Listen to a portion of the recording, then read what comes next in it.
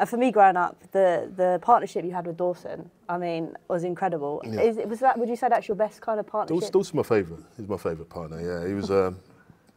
Honestly, he's such a lovable guy. Dawson is like every one of his teammates, whoever played with him, whatever club, will love him. And he's obviously he left. I retired 31. He's just retired a couple of years ago, and not really seen too much of him over the years. But then, you know, first thing I remember is how loud he actually is now. Now that he's around again, he's so loud. His big Yorkshire accent. But yeah, no, he was just a great guy, and you know, although there's only maybe 3 years difference in age, you know, I felt like a responsibility to help his game. When we played together, we liked different things, which was good. You know, he was the one very strong in the air. He loved to kind of. I was going to say tackle. We all love to tackle, but those just love to get in the mix of everything, and then I like to kind of pick off the bits around.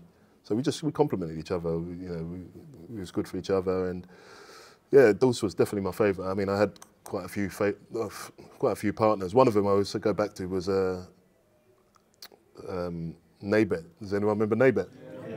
Nabet. So when he joined the club, I was probably 21, 22, and he joined from Deportivo, I think he was, in Spain, and he didn't really speak English at all, Nabet. So first couple of games, or the first game we played, he's stepping up to play offside, I'm running back. Remember Darren Bent getting in twice, scoring 2 goals for exactly the same thing. Darren actually loves just like running in behind, but me and Nabet I didn't know he was going to step up, and I'm kind of trying to run and defend, and I remember that moment. But then when I got to understand what Nabet was doing, he was a clever defender. He was actually a clever defender. He couldn't run, so that was his way of you know, being a clever defender. And once I had my injuries, and then I didn't want to run.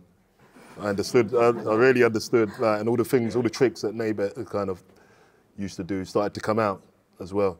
And you know, being a defender it's a lot upstairs being clever as well, and playing games and tricks. It's not all brawn, it's not all pace, it's not all, you know, there's a lot more to it, to being a good defender. But our biggest problem was the communication at the start. But once I understood what he was doing, yeah, I quite enjoyed playing with him, and I learned quite a bit of him without really knowing it at the time too much. But as I say, yeah, Dawson would have been my favourite. No, I like that. And then obviously, talk about other players that you played with. Is there anyone else that you'd say that's probably the best player I played with? I know there's a lot of crop of players that you played with, but... Yeah, I mean, when I was young, players like Teddy was different class. Teddy, Les was a great player. David Ginola, I think he would be even better now, today's football, because back in the day it was very much 4-4-2. Back then, most of the teams played 4-4-2, and you know, I think if you played David now in a 3 up top, he'd be even better. You know, he had a lot of responsibility to kind of get up and down in a 4-4-2, which he didn't really enjoy doing. So yeah, I think he was fantastic. There's another person who had a big impact in terms of coming in, and what that meant for the club was Edgar Davids. So you know, to have a player like Edgar kind of walk into the football club was massive for us, because as I say, that was under Martin Jol, where we had that group of players that were kind of still quite young but starting to mature. And I remember the first conversation with Edgar in the canteen, and he said, you know, what can we win? That was the first thing he said to me. He said, can we win things? Can we win trophies? And I told him, yeah, I think we can. And that was really the first time I've really thought about really winning things at that moment in time with Edgar. And he was a good guy. It was great to have Edgar in the lineup when you're coming out, and you're just looking at the other team, just looking at him, because he was such a star with his glasses and everything. So Edgar was great. But in terms of the best, we've had some top players. I mean, Van der Vaart was quality. Van der Vaart was quite Berbatov quality, Keane, Defoe. But the two I have to say above that was Modric and Bale. I'd probably say they were the two stand-up players. I mean, Luka, once we brought him inside, because at first we used to play him kind of off the left, tucked in.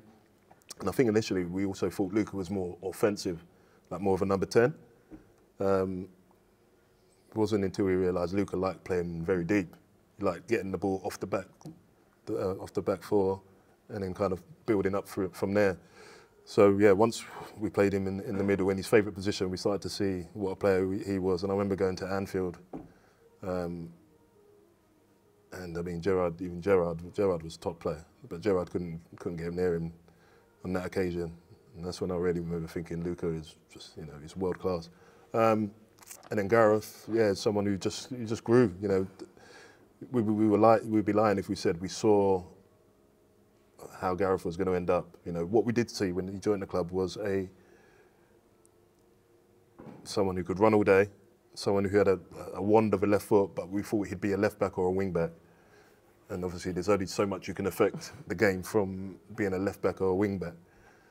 But once we moved Gareth further up the field, when we saw him just grow in confidence, you know, I don't think he knew what he was going to turn into. I don't think anyone ever envisaged that. I just think it happened.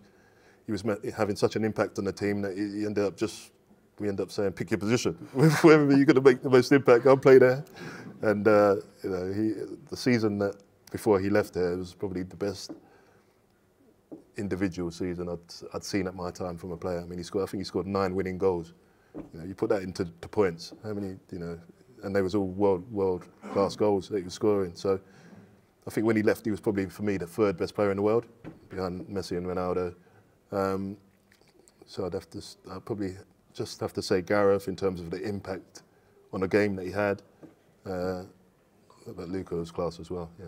Right. 2 great shouts. Obviously, Bale, like you said, he used to dig us out of so many sticky situations with his wonder goals. And I kind of want to ask you as well, obviously, was there a player that you kind of wish that you had the chance to play with? Is there someone maybe that was coming through the ranks who just missed out on playing with them?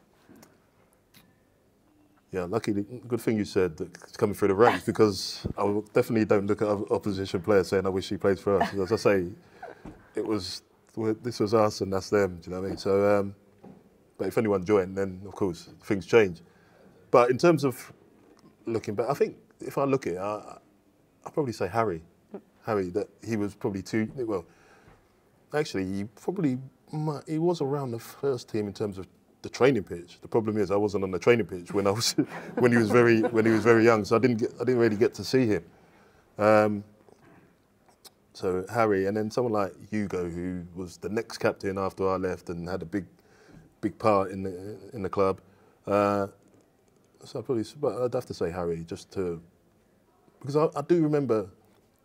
I remember Harry kind of as a young kid, and you know, speaking to some of the coaches and asking them what the score was, and you know, finding out who scored the goals, and you'd hear Kane, Harry Kane, this lad. But as I say, once I was not on the training pitch, then occasionally he would come up and train with the first team, kind of during, you know, the end towards the latter part of my career. So I didn't really get to see him. And then I think what we was hearing is that about his technique and his finishing.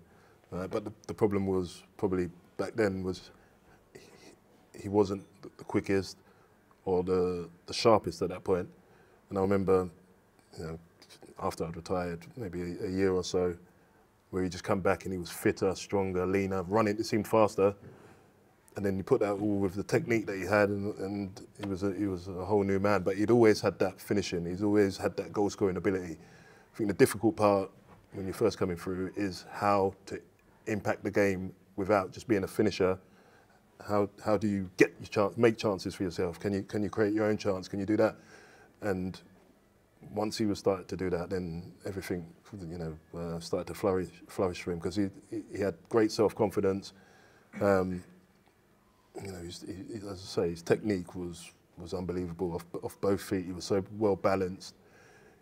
He just had to kind of grow into his body a little bit at the time. So yeah, Harry for me is, you know, it's been the best player At the football club, obviously everyone will have their own different great players, and obviously there's different parts of history, but you know, just the impact that he's made at the football club that I've seen makes him the best.